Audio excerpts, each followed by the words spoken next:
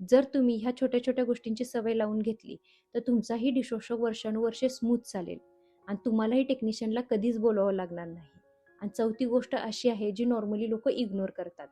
कोणती ती सांगते, पण त्याआधी हाय, मी नेहा स्वागत करते तुमचं नवीन एका शॉर्ट व्हिडिओमध्ये. सगळ्यात पहिली गोष्ट येते म्हणजे फिल्टर क्लीन करणं. डिशवॉशरचं डोअर ओपन केल्यानंतर खालच्या बाजूला एक छोटासा फिल्टर असतो. त्या फिल्टरमध्ये अन्नाचे कण अडकून बसतात आणि त्यामध्ये क्षार देखील साठतात. जर तुम्ही डिशवॉशरला भांडी लावताना जर त्यातलं खरकट अन्न व्यवस्थित काढून जर डिशवॉशरला लावत असाल तर हा फिल्टर 15 दिवसातून एकदा क्लीन केला तरी चालतो. दुसरी गोष्ट येते स्प्रे आर्म्स क्लीन करणं. तर दोन्ही रॅकच्या खाली स्प्रे आर्म्स असतात, त्यामध्ये छोटे छोटे होल्स असतात. जर त्या होलमध्ये जर काही अन्नाचे कण अडकले किंवा क्षार अडकले तर पाणी व्यवस्थित फिरत नाही. सो ते स्प्रे आर्म्स देखील क्लीन करणं गरजेचं असतं. तिसरी गोष्ट येते डोअरचा रबर क्लीन करणं. तर डोअर ओपन केल्यानंतर आतल्या बाजूने एक छोटासा रबर दिलेला असतो, त्यावरती कधी कधी डर्ट जमा होते आणि त्यामुळे काय होतं, डिशवॉशरला एक स्मेल यायला लागतो. तर महिन्यातून एकदा तो डर्ट क्लीन करणं गरजेचं असतं. चौथी सगळ्यात महत्वाची गोष्ट म्हणजे डिस्केलिंग.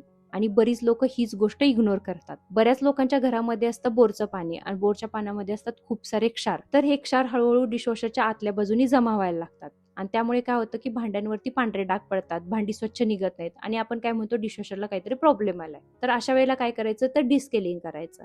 डिस्केलिंगसाठी काय होतं की डिस्केलिंगची एक पावडर मिळते. तर ही डिस्केलिंगची पावडर डिटर्जंटच्या कंपार्टमेंटमध्ये टाकायची आणि लॉंगेस्ट सायकल रन करायची. डिस्केलिंग झालं तर 2-3 महिन्यातून एकदा डिस्केलिंग केलं तरी चालतं. हे डिस्केलिंग कधी करायचं हे डिपेंड आहे की बोरच्या पाण्यामध्ये किती क्षार आहेत यावरती. पाचवी गोष्ट येते सॉल्ट अँड रिन्सेट चेक करणं. कारण ह्या जर गोष्टी संपल्या तर क्लिनिंगचा परफॉर्मन्स देखील कमी होतो, त्यामुळे वेळोवेळी ते देखील रिफिल करणं गरजेचं असतं.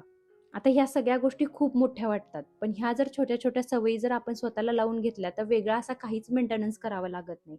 आता सगळ्यांच्याच मनात एक गोष्ट येते की खरंच डिशवॉशर घेतल्यानंतर ना लाईफ इझी होते का? तर ह्या प्रश्नाचं उत्तर मी तुम्हाला नेक्स्ट व्हिडिओमध्ये देईन. जर हा व्हिडिओ आवडला असेल तर लाईक, शेअर, फॉलो करायला विसरू नका.